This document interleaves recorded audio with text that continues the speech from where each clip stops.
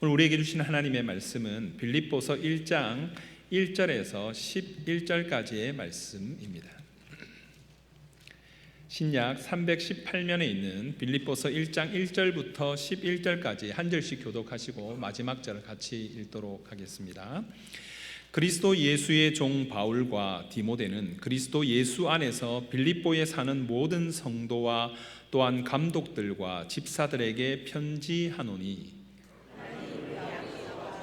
예수 그리스도로부터 은혜와 평강이 너희에게 있으리. 내가 너희를 생각할 때마다 나의 하나님께 감사하며 내가 너희 무리를 위하여 기쁨으로 항상 간구하는 너희가 첫날부터 이제까지 복음을 위한 일에 참여하고 있기 때문이라.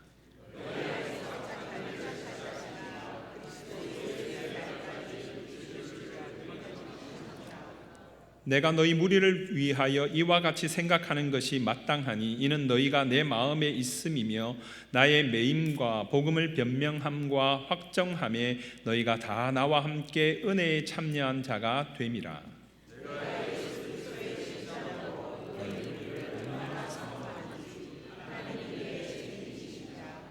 내가 기도하노라 너희 사랑을 지식과 모든 총명으로 점점 더 풍성하게 하사 너희로 지극히 선한 것을 분별하며 또 진실하여 허물 없이 그리스도의 날 함께 읽습니다. 예수 그리스도로 말미암아 의의 열매가 가득하여 하나님의 영광과 찬송이 되기를 원하노라. 아멘. 할렐루야. 오늘 주일 예배 오신 모든 분들을 주님의 이름으로 환영하며 축복합니다. 여러분들과 함께 말씀 전하게 되어서 얼마나 감사한지 모르겠습니다. 여러분, 오늘 이 자리에 나오신 건 하나님께서 여러분을 부르셨고 하나님 은혜 주셨기 때문에 이 자리에 있는 줄로 믿으시지요? 하나님께서 여러분 한 분 한 분 부르셨으니 하나님께서 계획하신 그 모든 은혜를 더하여 주실 줄로 믿습니다. 우리 옆에 분을 바라보시면서 한 번 더 인사 나누실 때요, 감사와 기쁨과 확신이 넘치시기를 소망합니다. 우리 한번 같이 인사하겠습니다. 제가 한번 기도하겠습니다. 은혜와 자비가 풍성하신 참 좋으신 하나님 아버지, 오늘 이렇게 하나님의 말씀을 전할 수 있는 귀한 기회와 은혜를 주시니 참으로 감사를 드립니다. 하나님의 말씀이 선포될 때에 부족한 종은 십자가 뒤에 감추어 주시고 오직 하나님의 말씀만, 주의 영광만 드러나게 하옵소서. 성령으로 기름 부으시고 마음과 눈과 귀를 열어주셔서 하나님의 말씀에 기이한 것을 보게 하시고 깨닫게 하옵소서. 존귀하신 우리 주 예수 그리스도의 이름으로 기도드리옵나이다. 아멘. 여러분, 신앙생활하면서 여러 가지 중요한 것들이 있겠지만 어떤 것이 좀 제일 중요하다고 혹시 생각하십니까? 신앙생활 하시면서 우리가 믿음 생활 하는데 여러분, 감사하면서 신앙생활 하면 참 좋겠지요, 그죠? 그리고 하나님께서 기쁨을 주셔서 이 세상이 줄 수도 알 수도 없는 그 기쁨 가운데서 신앙생활 한다면 얼마나 좋겠습니까? 그리고 흔들리지 않는 확신 가운데에 신앙생활을 한다면 정말 좋을 것 같습니다. 오늘 빌립보서에 있는 말씀을 좀 살펴보려고 하는데요, 사도 바울이 빌립보에 편지를 쓰면서 그러한 가운데 하나님이 주셨던 감사와 기쁨과 확신 가운데에 편지를 쓰고 있습니다. 어떻게 하면 그렇게 할 수 있을지, 또 무엇 때문에 그렇게 되는지를 말씀을 통해서 좀 살펴보려고 합니다. 신약 성경에 사도 바울이 편지를 13편을 썼습니다. 물론 어떤 분들은 14편이라고도 하는데 13편의 신약 성경의 서신들이 바울 서신이에요. 그 가운데서 사도 바울이 가장 마음이 좀 잘 담겨져 있고 가장 깊은 애정이 느껴지는 서신이 있는데 그것이 어떤 서신서냐면 오늘 읽으셨던 빌립보서입니다. 빌립보는 사도 바울이 처음부터 가려고 했던 곳이 아니었습니다. 빌립보는 사도 바울이 1차, 2차, 3차 전도 여행을 할 때 2차 전도 여행 때 세워진 교회거든요. 사도행전의 말씀을 보면. 그런데 1차 전도 여행 때 소아시아 지역의 교회를 전도하고 개척한 이후에 2차 전도 여행 때도 소아시아로 가려고 그랬어요. 하나님이 막으시는 거예요.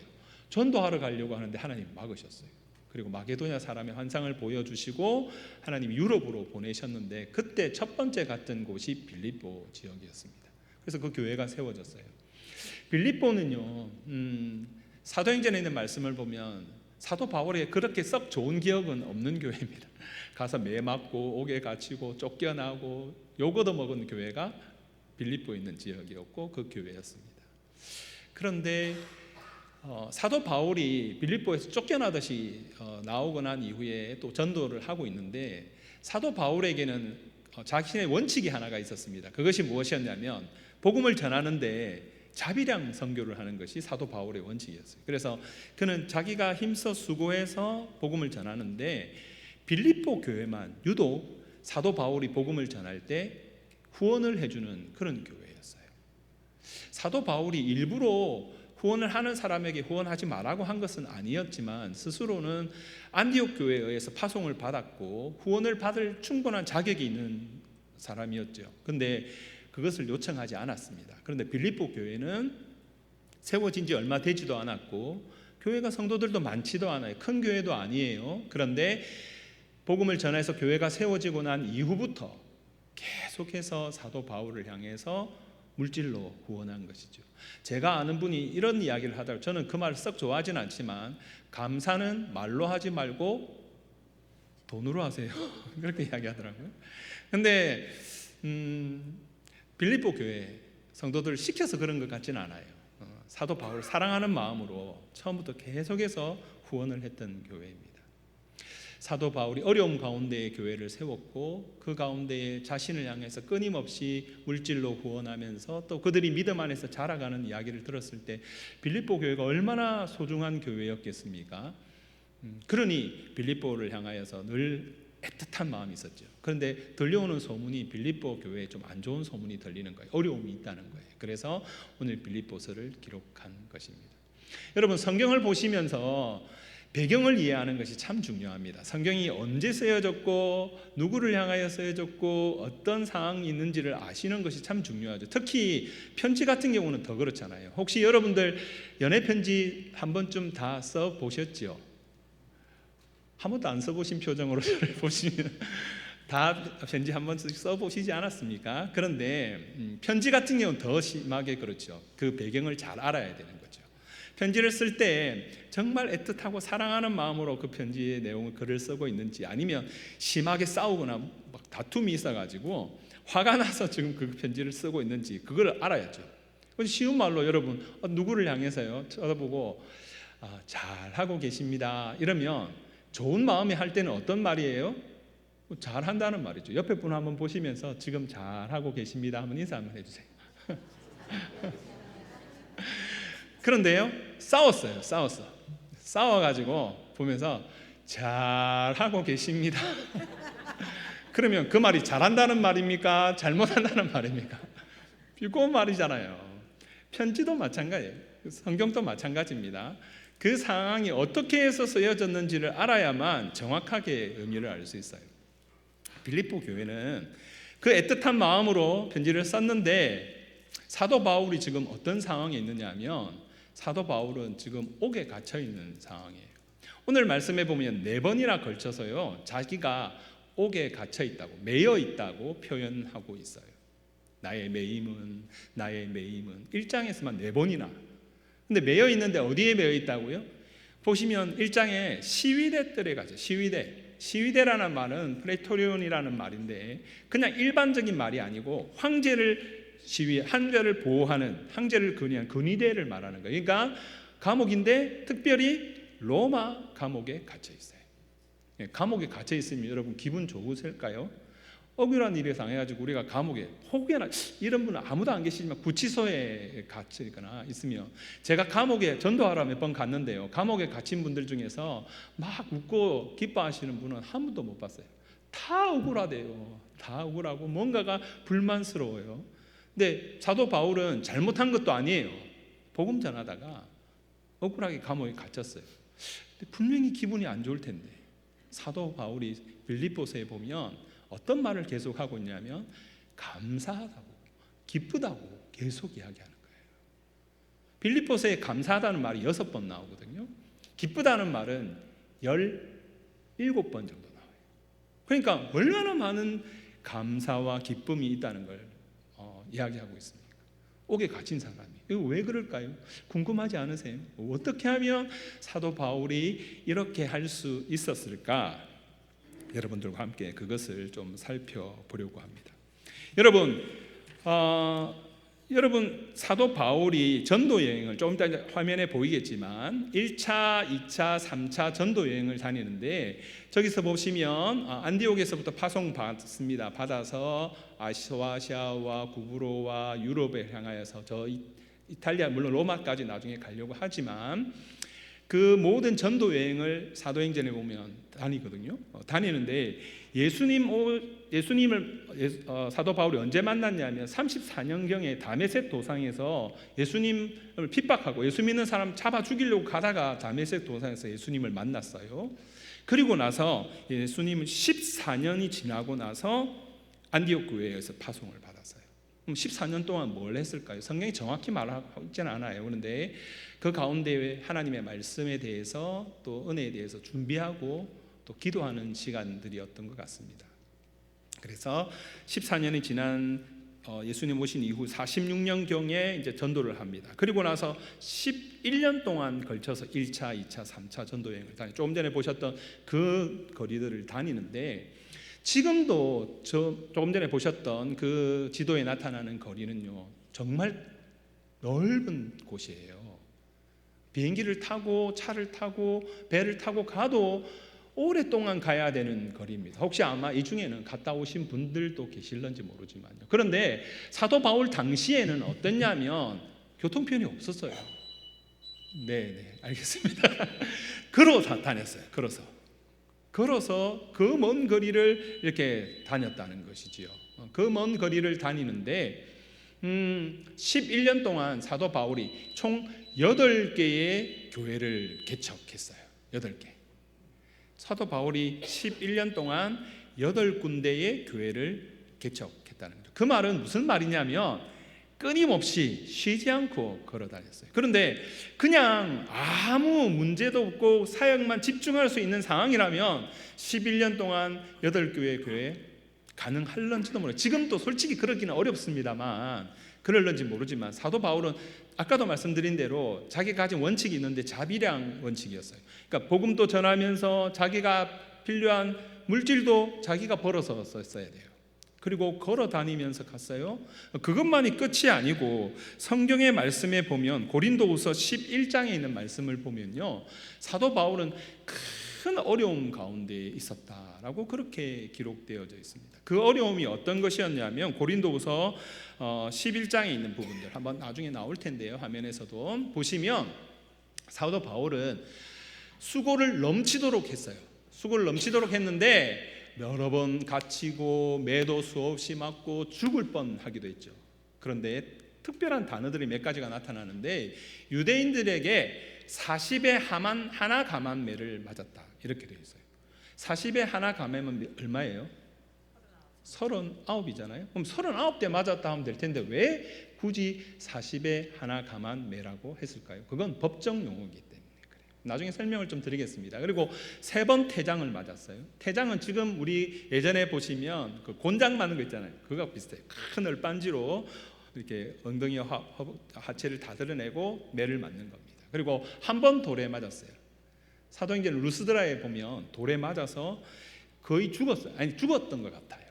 사도 바울이 하나님 앞에 3번이나 자신의 어떤 질병을 낫게 해달라고 간구하는 장면이 등장하지 않습니까? 그것에 대해서 어떤 분들은 안질이었을 것이다 뭐 여러 이야기를 하시지만 대부분의 학자들은 간질이었을 거라고 이야기해요. 왜 그러냐면 루스드라에서 돌에 맞고 난 이후에 아마 그의 머리가 상했던 것 같습니다. 뇌가. 그래서 복음을 전하다가 사역을 하다가 갑자기 쓰러져서 거품을 물고 간질을 일으키는 그런 일들이 일어났던 것 같아요. 근데 루스드라에서 한 번 돌에 맞았어요. 여러분 우리는 돌에 맞았다고 하면 자꾸 우리 생각을 하는데 돌 이렇게 맞는 정도가 아니고 사람들이 주먹 이상에 되는 돌을 가지고 그 사람을 죽이고자 하는 악의를 가지고 돌을 집어 던지는 거예요. 돌에 맞아서 피가 터지고 살점이 떨어져 나오고 진짜 거의 죽어요. 그 상황을 겪었다는 것이죠. 그 이후에도 동족의 위험, 강의 위험, 배가 파손돼서 깊은 물에 빠지기도 하고 그런 여러 가지 어려움을 다 겪으면서 사도 바울은 11년 동안 복음을 전했어요. 그런데 그 11년 동안 8군데 이상의 교회를 개척했다. 그건 정말 기적 같은 일이죠. 이런 말씀을 이렇게 드리면 어떤 분이 이렇게 이야기하더라고요. 사도 바울은 하나님의 사람인데 기도하면 죽은 자도 살고 손수건 얹으면 병든 자도 낫고 하는데 사도 바울도 그 큰 40에 한 대 감하는 매, 40에 한 대 감하는 매에 대한 역사에 보면 보통 30대 정도를 맞으면 일반적인 사람은 죽습니다. 맞으면 뼈가 부러지고 허리가 꺾여요. 근데 그 매를 5번이나 맞았잖아요. 그런데 사도 바울이니까 뼈가 부러지고 어스러져도 딱 그 다음날 되면 붙었겠지. 혹시 여러분 그렇게 생각하십니까? 태장을 맞잖아요. 3번 태장 맞았다고 하지 않습니까? 살점이 다 너덜너덜 떨어져 나갔어요. 피가 터져 나갔을 거예요. 근데 예수님 믿은 바울은 그 다음날 되면 살이 다 났습니까? 아니요. 뼈가 부러지고 살점이 터지면 어떻습니까? 3개월, 5개월, 7개월, 1년 동안 아파요. 사도 바울이 그렇기 때문에 기록을 보면 사도 바울은 전도하러 가면서 한 번도 제대로 똑똑하게 걸어서 간 적이 없어요. 다 절름절름 하면서 걸어가요. 그 뼈가 부러지고 그 피투성이인 상태에도 어떻게 해요? 하나님의 복음 전하러 가는 거예요. 여러분 저는 이걸 보면서 정말 놀랍다라는 생각도 하지만 한편에선 어떻게 하나님 말씀 전하는데 이런 일이 일어날까라는 생각도 들었어요. 여러분 그렇지 않으십니까? 사도 바울이 뭐 놀러 갔습니까? 뭐 나쁜 일 하러 갔습니까? 아니잖아요. 복음 전하러 가는데. 근데 왜 그렇게 맞아야 돼요? 왜 그렇게 고난을 당해야 돼요? 사도 바울은 좀 안 쉬고 싶었을까요? 사도 바울이 11년 동안 복음 전하고 예루살렘에 돌아온 이후에 사람들이 억울한 일로 고소해서 결국 4년 동안 옥에 갇혀 있는 거예요. 그래서 오늘 빌립보서에 있는 기록을 옥에 갇힌 상태에서 쓰는 거예요. 사도 바울은 안 쉬고 싶었을까요? 하나님이 왜 이렇게까지 하실까요? 혹시 이 아침에 우리가 예배 드리는 여러분 가운데에 혹시 문제가 아무것도 없는 분 혹시 계세요? 내가 하나님 믿었더니 하는 사업마다 잘 되고 자녀들도 정말 다 성공하고 원하는 대학에 들어가고 가족들 다 건강하고 모든 필요들 기도할 때마다 하나님께서 채워주시고 응답해 주셔서 아무런 걱정이 없습니다. 혹시 그런 분 있으면 손 한번 들어보세요. 제가 그분하고 좀 친하게 지냈으면 좋겠어요. 여러분 예수님 믿으면 우리가 그렇게 되면 참 좋겠지만 예수님 믿었는데도 불구하고 우리 가운데 시련은 어려움은 고난은 있지 않습니까? 때로는 내가 이해할 수 없는 억울한 일을 당하기도 하죠. 사도 바울이 왜 그런 일 당했는지 누가 속 시원하게 이야기할 수 있겠습니까? 그가 왜 부러진 상태에서 하나님은 정말 부러진 뼈를 그 다음날 아니 부러지고 나서 그 자리에서 고쳐주실 수 있는 분임을 저는 믿습니다. 그런데 사도 바울이 그렇게 하지 않으세요. 살점이 떨어졌는데 너덜너덜해 있는데 고름이 나고 진물이 나고 있는데 하나님 그냥 그대로 두시는 거예요. 왜 그러실까요? 우리는 다 알 수 없습니다. 아브라함이 본토 친척 아비 집을 떠나서 창세기에 있는 말씀에 보면 가나안 땅에 가잖아요. 약속의 땅. 가나안 땅에 가면 가나안에 어떻게 해요? 젖과 꿀이 흐르고 가나안 땅에는 어떻습니까? 모든 것이 다 잘 되고 풍년이 나고 사람들이 다 웰컴하고 이렇게 해야 될 것 같잖아요. 근데 성경에 보면 아브라함이 가나안 땅에 갔는데 뭐라고 되어 있느냐면 흉년이 들었더라 그랬어요. 왜 하나님이 가라고 하셨는데 그 땅에 흉년이 들어요? 몰라요. 우리는 몰라요. 그런데 하나님은 그 모든 것을 통하여 하나님의 일을 이루시는 분임을 믿으실 수 있는 저와 여러분 되기를 주님의 이름으로 축복합니다. 여러분 우리가 이해되기 때문에 하나님 믿는 거 아니잖아요. 물론 우리의 삶 가운데 하나님이 이해되게 하시고 깨닫게 하시면 얼마나 좋습니까? 하지만 우리의 삶 가운데 문제는 여전히 있습니다. 하나님 잘 믿는데도 불구하고 질병이 듭니다. 여러분 자녀들이 어려움을 만나기도 합니다. 여러분 건강상의 문제를 당하고 사업이 어려운 가운데 있을 수도 있습니다. 사람들과의 관계 속에서 문제가 생길 수도 있지요. 하지만 이 중에 계시는 그 어떤 분이라도 사도 바울보다 더 심한 경우는 아마 없을 거예요. 그렇죠. 제가 조금 전에 설명을 드렸지 않습니까? 그런데 사도 바울은 그 가운데 어떻게 한다고요? 하나님 빨리 병 낫게 해주세요. 빨리 하나님 문제가 해결되게 해주세요. 그 기도를 하는 것이 아니라 하나님께 하신 일을 알 수 없지만 하나님으로 인하여 감사하고 기뻐하고 확신 가운데에 나아갔다는 것이에요. 저는 저와 여러분 가운데 이러한 은혜가 있기를, 오늘 이 예배 가운데 그런 깨달음이 있기를 다시 한번 주님의 이름으로 축복합니다. 여러분 그러셔야 합니다. 그러려고 우리 예수 믿는 거예요. 여러분 정말 사도 바울이 하나님 앞에서 그렇게 달려나갈 때에 사람들 중에서 좀 그러면 안 되는데 사도 바울이 당했던 고통 중에서 저는 큰 고통 중에 하나가 아마 그것일 거라고 생각하는데요. 사도 바울이 3장에서 보면 눈물로 하나님께 간구한다라는 말씀도 하면서 사람들 중에 이렇게 이야기하는 거예요. 사도 바울이 하나님 사람인데 자기 복음 전하는데 자기가 복을 받지도 못했는데 무슨 복음을 전해? 사도 바울이 복음 전하는데 하나님께서 왜 저렇게 고통을 주셔? 그건 사도 바울에게 감춰진 죄가 있어서 그래. 사도 바울이 무슨 문제가 있어서 그래. 하나님은 공의로우신 하나님이니까 처음에는 그럴 수 있어. 그런데 뒤에 가면 나아져야지, 바뀌어져야지. 그런데 어떻게 점점 더 심해져? 그건 사도 바울이 문제가 있어서 그래. 사도 바울이 갈 때마다 사람들하고의 어려움들이 생겨나니까 그건 사도 바울이 뭔가 인격적으로 문제가 있어서 그래. 사람들이 계속 수군대는 거예요. 나중에도 나오겠지만 사도 바울이 복음을 전했는데요, 사람들 중에 어떤 이들은 좋은 마음으로 함께 협력했지만 어떤 사람들은 잘됐다, 이번 참에 사도 바울 하는 사역 다 뺏어서 내가 해야지, 잘난 척할 때 알아봤다, 그런 사람도 있었어요. 그게 얼마나 힘들까요? 몸은 힘든 건 좀 참을만 할 텐데 저는 그런 게 참 많이 힘들었을 것 같아요. 하지만 여러분 그 모든 상황 가운데서도 믿음으로 하나님을 바라보며 찬송하고 감사했던 것처럼 우리 모두에게도 하나님께서 그런 힘 주시고 은혜 더하여 주시기를 간절히 소망합니다. 사도 바울이 빌립보 교회를 향하여 기도를 하고 있는데 크게 4가지 기도를 하고 있어요. 어떤 기도를 하느냐면 첫 번째는요, 빌립보 교회의 성도들이 사랑과 지식과 총명의 사랑이 넘치길 바라는데 그 사랑이 그냥 사랑이 아니고 지식과 총명으로 하나님 그 사랑이 풍성해지게 도와주십시오. 두 번째는 빌립보 교회 성도들이 지극히 선한 것이 무엇인지 분별하게 좀 해주십시오. 그리스도의 날까지 진실하여 허물이 없도록 하나님 도와주십시오.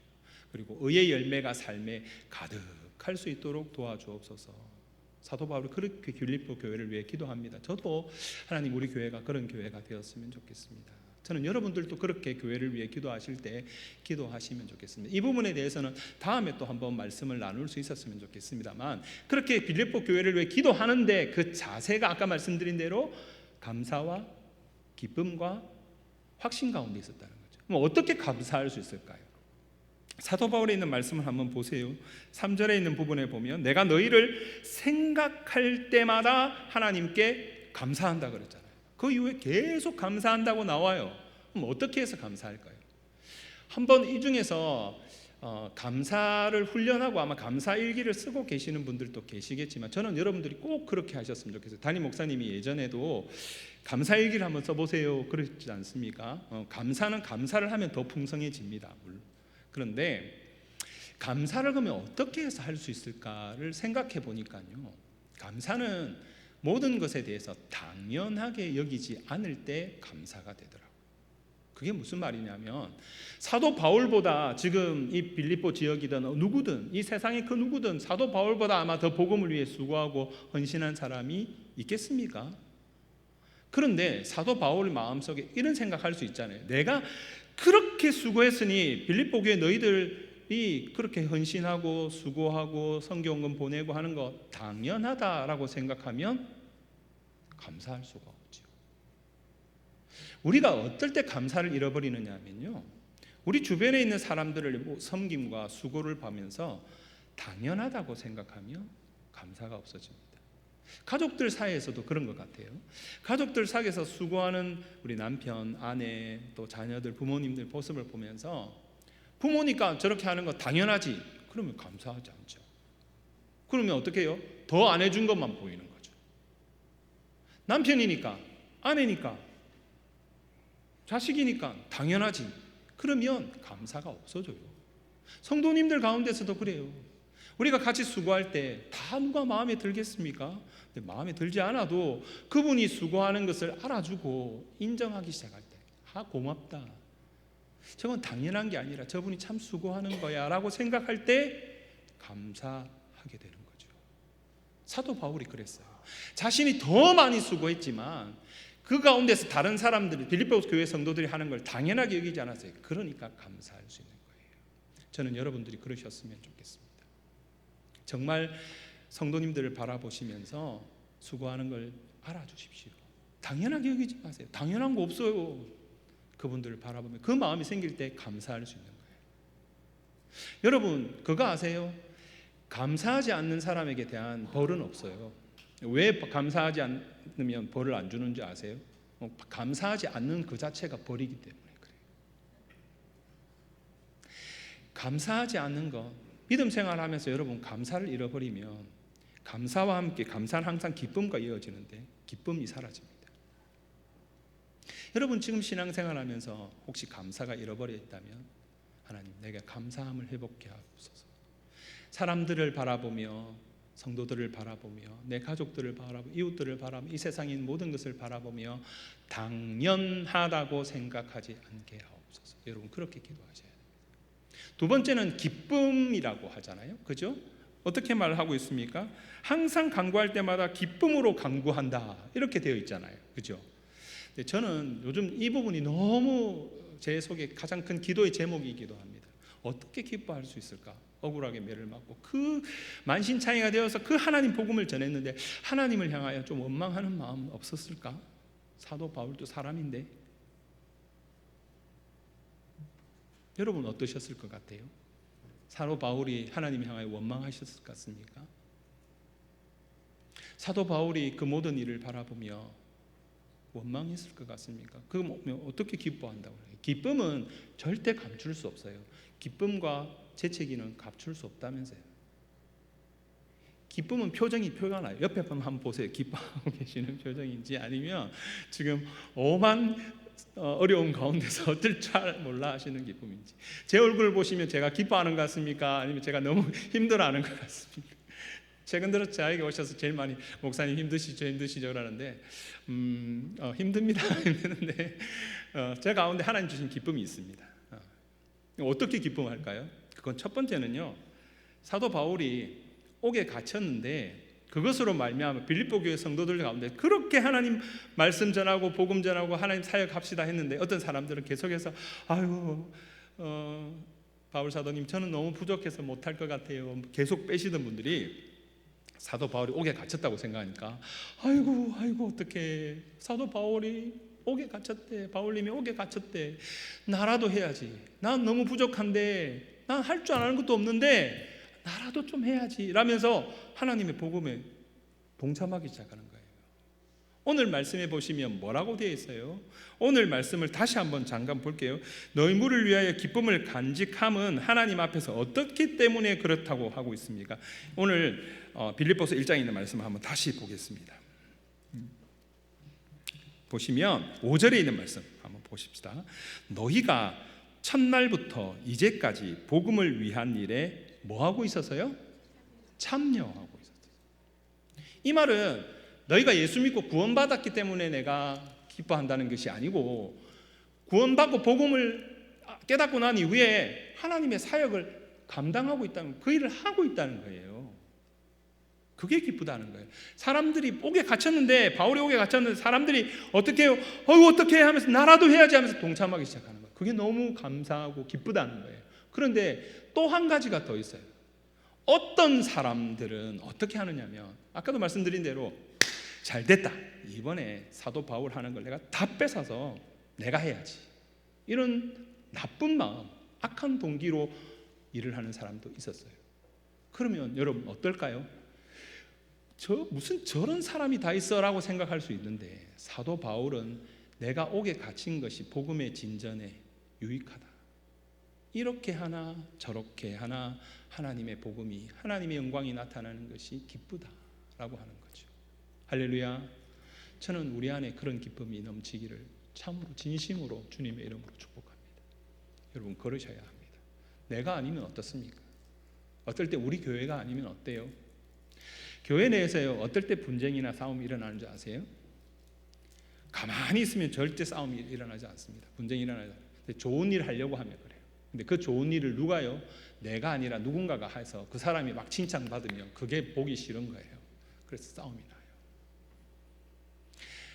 교회 사역들이 워싱턴 지역에 하나님께서 우리 교회를 세우시고 60년 지났지 않습니까? 우리 교회를 통해서 하나님이 놀라운 일을 이루어 가시기를 날마다 기도하고 있습니다. 그렇지만 꼭 우리 교회가 주체적이고 주도가 되지 않으면 또 어떻습니까?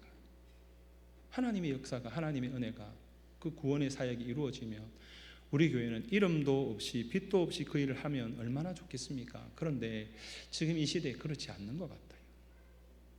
사도 바울은 그렇지 않았습니다. 자신이 그렇게 수고하여 세운 교회의 사역들 다 빼앗겨도 기쁘다는 거예요. 왜요? 하나님의 복음이 전하여지니, 하나님의 영광이 드러나니 기쁘다는 거예요. 이게 진짜 기쁨 아닙니까? 하나님께서 은혜 주셨는데 왜 꼭 나를 통해서 일해야만 돼요? 왜 꼭 우리 교회만 통해서 일해야 돼요? 하나님께서 이름이 전해지시면 이러나 저러나, 이렇게 하나 저렇게 하나 주의 복음이 전해지는 것으로 기뻐하실 수 있는 저와 여러분 되시기를 주님의 이름으로 축복합니다. 여러분 그러셔야 합니다. 그게 예수 믿는 겁니다. 내 잘 되려고 예수 믿는 거 아니에요. 하나님 이름 영광 받으시려고 예수 믿는데 자꾸만 주객이 전도되어서 자기가 중심이 되려고 합니다. 사도 바울은 그렇지 않았어요. 자기가 옥에 갇혀서 그렇게 동참하지 않던 사람이 함께 해도 감사하고, 자기 사역 다 빼앗겨도 감사하고, 이 기쁨은요 세상이 줄 수도 알 수도 없어요. 세상이 감당할 수 없는 기쁨이에요. 그 기쁨이 우리 안에 있어야 하는 거예요. 그 기쁨은, 그 감사는 무엇을 기반해야 하느냐 하면 6절에 있는 말씀 보십시오. 너희 안에서 착한 일을 시작하시니가 그리스도 예수의 날까지 이루실 줄을 우리는 확신하노라. 여러분 지금 사역 누가 하고 있어요? 사도 바울이 하고 있어요. 누가 하나님 앞에서 일들을 섬기고 같이 동참하고 있어요? 빌립보 교회 사람들이 하고 있어요. 그런데 오늘 말씀 자세히 보세요. 주어가 누구예요? 너희 안에서 착한 일을 시작하신 이가. 여러분 초대에도 말씀드렸지만 오늘 이 예배에 나오신 것, 여러분이 아침에 일어나서 씻고 화장하시고 준비하셔서 운전하셔서 오셨다고 생각하시지요? 맞습니다. 하지만 더 중요한 것이 있는데, 하나님이 여러분 한 분 한 분들을 부르시고 은혜로 세워주시고 함께하지 않으시면 이 자리에 나올 자가 한 사람도 없습니다. 여러분 이 자리에 앉아있는 건 하나님이 은혜 주셨기 때문에 그렇게 예배 드릴 수 있는 거예요. 사도 바울은 그걸 알았어요. 너희 안에 착한 일을 시작하신 이가. 일은 누가 해요? 빌립보 사람들이 해요. 그런데 그 일을 시작하신 분이 누구라고요? 하나님이시라고요. 그분이 그리스도 예수의 날까지 이루실 줄을 내가 확신하노라. 할렐루야. 이게 믿음이에요. 이게 믿음. 시작하실 것 아니에요. 시작하셨으면 좋겠다는 거예요. 시작하신 이가 이미 시작하셨어요. 하나님이 어떤 분이십니까? 하나님의 일들을 가로막는 모든 것을 무너뜨리시고 깨뜨리시는 분이십니다. 여리고성이 가로막고 있을 때 그 여리고성을 무너뜨리시는 하나님이세요. 홍해가 가르고 있을 때 홍해를 가르치는 분이 우리 하나님이세요. 여러분 가운데에 하나님께서 선한 일을, 아름다운 일을 시작하셨습니다. 우리 교회 안에 하나님이 일을 시작하셨습니다.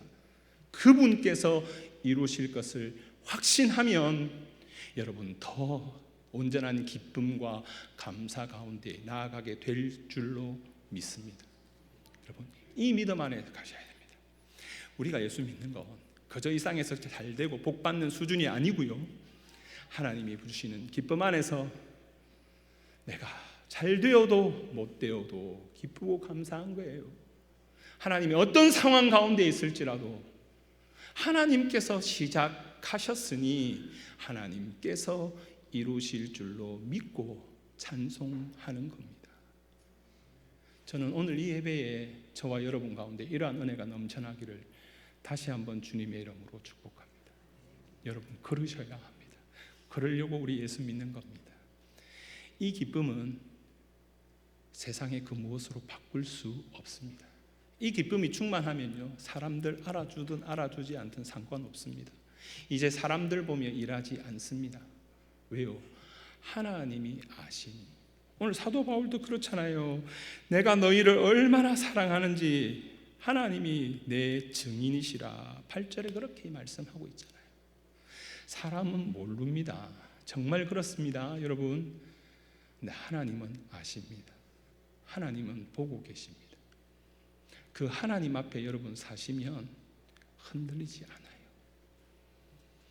저는 간절히 소망하는 것은 여러분 모두가, 우리 워싱턴 한인 장로교회가, 이 땅에 있는 모든 하나님의 백성들이 이 기쁨과 이 감사와 이 확신 가운데 하나님께만 모든 영광 올려드릴 수 있는 삶을 살아가기를 주님의 이름으로 축복합니다.